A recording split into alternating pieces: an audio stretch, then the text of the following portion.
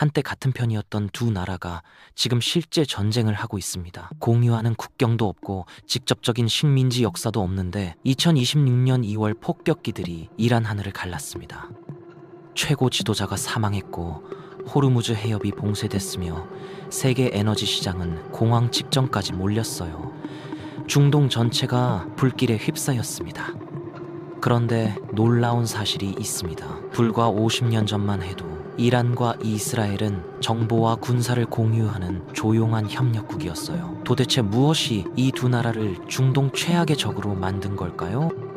이 전쟁의 진짜 뿌리는 무너진 제국, 지켜지지 않은 약속, 석유를 위한 외세의 배신, 그리고 한 혁명가의 귀환에 있습니다. 100년에 걸친 이야기가 결국 오늘의 전쟁으로 귀결됐습니다. 지금부터 이 모든 이야기를 처음부터 끝까지 풀어보겠습니다.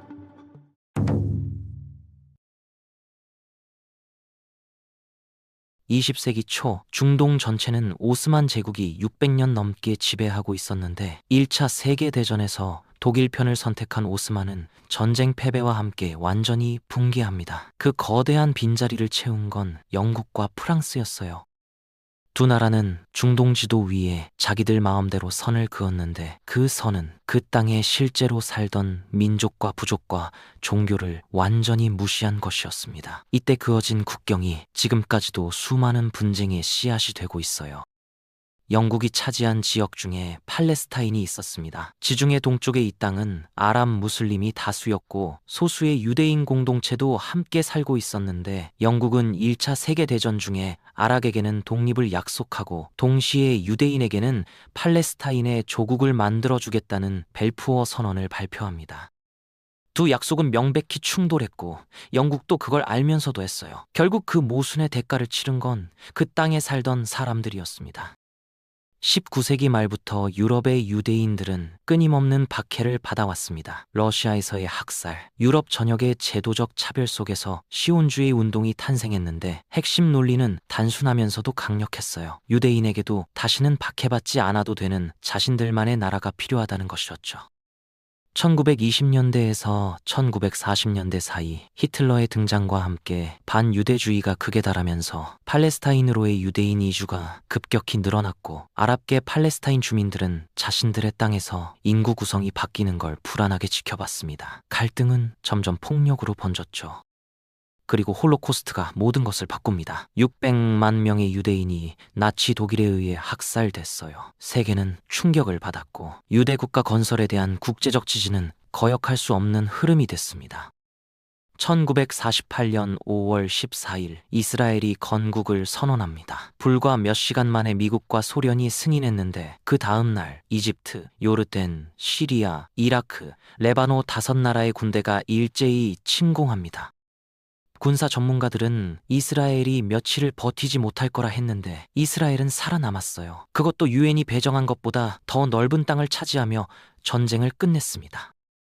이스라엘 사람들에게 이 전쟁은 기적 같은 독립전쟁이었습니다. 하지만 팔레스타인 사람들에게는 나크바, 즉 재앙이었어요. 70만 명이 넘는 팔레스타인 아랍인이 고향에서 쫓겨났고 수백 개의 마을이 파괴됐으며 이때 생긴 난민 문제는 지금까지도 해결되지 않았습니다. 그렇다면 이 시기 이란은 어디에 있었을까요? 흥미롭게도 1948년에 이란은 왕이 통치하는 이펀 군주국이었고 이스라엘과 비교적 정상적인 외교 관계를 유지하고 있었습니다. 오늘날의 관계를 생각하면 정말 믿기 어려운 사실이죠. 하지만 이란에서 결정적인 사건이 일어납니다. 1951년 이란 의회가 무함마드 모사데그를 총리로 선출했는데 그는 엄청난 대중적 지지를 받은 민주주의자였어요. 그의 핵심 목표는 하나였습니다. 영국이 수십 년간 이란 땅에서 캐가며 이란 국민에게는 거의 아무것도 돌아오지 않은 석유를 되찾겠다는 것이었죠.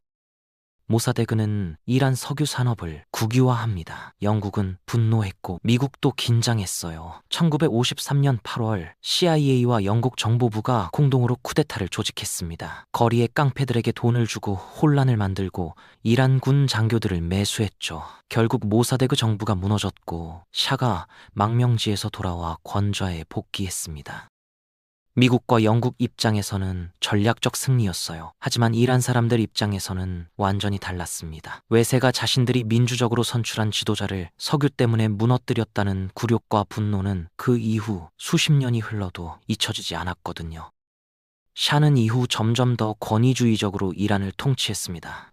비밀 경찰 사바크는 정치적 반대자들을 고문하고 처형했는데, 이란은 석유 부국이자 전략적 요충지였기 때문에 미국은 외면했어요.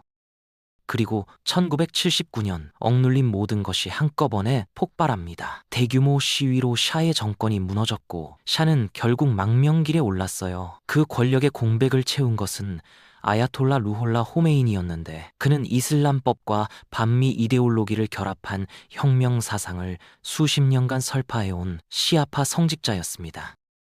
호메이니가 이란으로 귀환할 때 수백만 명이 거리로 나와 환영했어요. 이슬람 공화국이 선언됐고 이란의 모든 것이 순식간에 바뀌었습니다. 세속적이고 친서방적이던 정부가 미국을 대사탄, 이스라엘을 불법 점령 국가로 규정하는 신정체제로 교체됐어요. 테헤란의 이스라엘 대사관은 팔레스타인 해방기구에 넘겨졌습니다. 이란이 이스라엘의 조용한 협력국에서 가장 위험한 적으로 바뀌는 데 걸린 시간은 단 몇 달이었어요. 땅도 바뀌지 않았고 역사도 바뀌지 않았습니다. 단지 정부의 이데올로기가 바뀌었을 뿐인데 두 나라의 관계는 완전히 뒤집혔죠. 1979년 12월, 상처는 더 깊어집니다. 이란 학생들이 테헤란의 미국 대사관을 점거했어요. 52명의 미국 외교관이 444일 동안 인질로 붙잡혔는데, 이 사건은 이란과 미국 사이의 화해 가능성을 한 세대 동안 완전히 차단해버렸습니다. 이란의 반이스라엘 이데올로기는 더 굳어졌어요.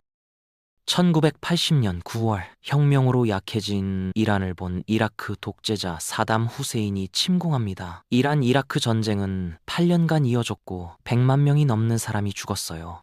미국을 포함한 서방은 조용히 이라크 편을 들었습니다. 이 전쟁은 이란의 혁명 정부에게 두 가지 냉혹한 교훈을 남겼어요. 혼자 싸워야 한다는 것, 그리고 직접 싸우지 않아도 되는 방법이 필요하다는 것이었습니다. 이것이 이란 핵 개발 의지와 대리전 전략의 시작점이 됩니다. 1982년, 이란은 레바논에서 헤즈볼라를 창설합니다. 무기와 훈련과 자금을 직접 제공하면서 이란 영토에서 단 한 발의 총도 쏘지 않고 이스라엘을 압박할 수 있는 구조를 만들었어요. 이후 수십 년간 이란은 이 대리 네트워크를 체계적으로 확장했습니다. 가자의 하마스, 예멘의 후티 반군, 이라크와 시리아의 친이란 민병대들이 모두 테헤란의 지원을 받으며 이스라엘을 사방에서 압박하는 구조가 완성됩니다. 이란은 이스라엘을 직접 공격하지 않으면서도 끊임없이 압박하는 데 성공했어요. 핵 문제는 2000년대에 들어서면서 더욱 심각해졌습니다. 이란은 핵 개발이 민간 에너지 목적이라고 했지만 이스라엘과 서방은 믿지 않았어요. 핵무장한 이란은 이스라엘에게 단순한 안보 위협이 아니었습니다. 이스라엘의 존재 자체를 위협하는 것이었어요. 이스라엘은 두 방향으로 대응합니다. 이란 핵 과학자들을 암살했고, 스턱스넷이라는 컴퓨터 바이러스를 이용해 이란의 핵 원심 분리기를 물리적으로 파괴하는 작전도 펼쳤어요. 이란은 이에 대한 보복으로 대리 세력을 더욱 강화하며 이 악순환이 계속됐습니다.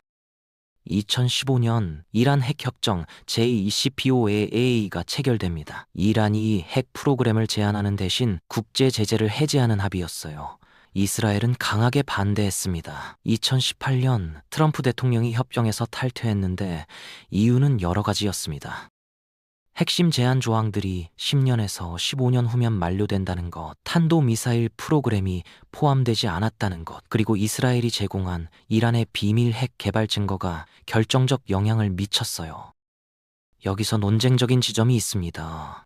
국제 핵 감시단은 이란이 협정을 충실히 이행하고 있다고 반복적으로 확인했고, 영국, 프랑스, 독일, 중국, 러시아 모두 미국에게 탈퇴하지 말라고 촉구했어요. 하지만 트럼프는 탈퇴했고, 그 결과 이란은 핵 프로그램을 오히려 더 빠르게 진행시켰습니다. 협정이 없던 것보다 더 나쁜 상황이 됐어요. 2020년대에 들어서 그림자 전쟁은 점점 더 가시화됩니다. 이스라엘은 시리아에서 수백 차례 공습을 진행하며 이란이 헤즈볼라에 공급하는 무기를 차단했고, 이란은 대리 세력을 통해 보복했어요. 이 조용한 전쟁은 언제 터질지 모르는 시한폭탄이었습니다. 그리고 2023년 10월 7일 모든 것을 바꾼 날이 찾아옵니다. 이란의 지원을 받는 하마스가 이스라엘을 기습 공격했어요. 1200명의 이스라엘인이 사망했고 250명이 인질로 끌려갔습니다. 홀로코스트 이후 유대인에게 가장 큰 단일학살 사건이었죠. 이스라엘의 반격은 가혹했습니다. 가자 지구에 대한 지상 침공이 시작됐고 2024년 말까지 4만 명이 넘는 팔레스타인인이 사망했어요. 유엔은 인도주의적 상황을 재앙이라 불렀고 국제 법학자들 사이에서는 제노사이드라는 단어가 등장했습니다. 이스라엘은 이를 전면 부정했어요. 가자 전쟁은 이란 이스라엘 갈등의 모든 것을 가속화했습니다. 이란의 대리 네트워크가 한꺼번에 활성화됐고 이스라엘 정부는 이란 본토를 직접 타격할 정치적 명분을 얻었어요. 2024년은 특히 극적이었습니다. 4월 이스라엘이 시리아 다마스쿠스의 이란 영사관을 공습해 이란 혁명수비대 장성 2명을 포함한 고위 장교들을 사살했어요. 외교 공간 공격은 그 어떤 기준으로 봐도 심각한 선을 넘는 행위였죠. 이란은 4월 13일 드론과 미사일 300발 이상을 이스라엘에 직접 발사합니다. 이란 역사상 처음 있는 이스라엘 직접 공격이었어요. 99%가 요격됐지만 심리적 충격은 엄청났습니다. 2024년 9월에는 이스라엘의 첩보작전이 정점을 찍습니다. 이스라엘 정보기관이 헝가리의 위장회사를 만들어 수년간 헤즈볼라에 삐삐를 공급해왔는데 배터리 안에 폭발물을 숨겨뒀던 거예요. 9월 17일 레바논과 시리아 전역에서 수천 개의 삐삐가 동시에 폭발했고 42명이 사망하며 4,000명 이상이 부상했습니다. 그 며칠 후 이스라엘은 더 큰 타격을 날립니다. 30년 이상 헤즈볼라를 이끈 최고 지도자 하산 나스랄라의 위치를 파악했어요. 그가 베이루트 남부 지하 18m 아래 벙커에서 고위 지휘관들과 회의 중이었는데 이스라엘 공군은 그 건물 위로 폭탄 80발을 일제히 투하했습니다. 나스랄라는 그 자리에서 사망했어요. 이란 혁명수비대 장군도 함께 죽었는데 그 장군은 나스랄라에게 생명의 위험이 있다고 경고하기 위해 파메네이가 직접 파견한 인물이었습니다. 이란이 수십 년에 걸쳐 구축한 대리 세력 네트워크가 체계적으로 해체되고 있었어요. 이란의 모든 2024년 공격은 이스라엘의 행동에 대한 대응으로 제시됐습니다. 이것이 이 갈등을 공정하게 이해하기 위해 반드시 짚어야 할 지점이에요. 그 정당성을 받아들이든 받아들이지 않든 사건의 순서는 중요합니다. 어느 쪽도 깨끗한 손을 가지고 있지 않았어요. 이스라엘은 반격하며 이란의 방공 시스템 상당 부분을 파괴했고 이란 영토 깊숙이 언제든 타격할 수 있다는 것을 증명했습니다. 이란 앞에 두 가지 선택지만 남게 됐어요. 지역 전략이 완전히 붕괴하는 걸 지켜보거나 아니면 직접 나서거나. 그리고 2026년 2월 28일 드디어 직접적 전쟁이 시작됩니다. 미국과 이스라엘이 이란의 대규모 군사작전 에픽 퓨리를 개시했어요. 미국의 B-2 스텔스 폭격기가 이란의 탄도미사일 시설들을 타격하는 동안 이스라엘 전투기들은 이란 341개주 전역의 표적을 동시에 공격했습니다. 민간인 피해는 심각했습니다. 이란 남부의 한 여학교에 공습이 쏟아지면서 어린이 165명이 목숨을 잃었어요. 전쟁은 언제나 민간인을 먼저 죽입니다. 이란의 보복은 즉각적이었습니다. 드론과 미사일 공격이 중동 전역으로 쏟아졌어요. UAE, 바레인, 쿠웨이트, 카타르, 오만, 사우디아라비아, 요르단이 모두 공격 대상이 됐고 이란 혁명 수비대는 세계 원유 물동량의 20%에서 30%가 통과하는 호르무즈 해협을 봉쇄했습니다. 미국 국무장관 마르코 루비오는 이란에 대한 가장 강력한 타격은 아직 시작도 안 됐다고 경고했어요. 이란 정부가 살아남을지, 이란 국민들이 체제에 맞서 들고 일어날지, 호르무즈 해협 봉쇄가 이어지면 세계 에너지 시장은 어떻게 될지, 이 전쟁이 더 넓은 지역으로 번질지 지금 아무도 모릅니다. 하지만 한 가지만큼은 분명합니다. 지금의 이 전쟁은 어느 날 갑자기 시작된 게 아니에요. 1900년대 초 무너진 한 제국에서, 지켜지지 않은 약속에서, 석유를 위한 외세의 쿠데타에서, 한 혁명가의 귀환에서, 수십 년의 그림자 전쟁에서 천천히 자라난 결과입니다. 역사는 반드시 청구서를 보냅니다. 우리가 외면한다고 사라지지 않아요. 100년에 걸친 이 이야기가 지금 이 순간 중동 하늘 위에서 불꽃으로 타오르고 있습니다.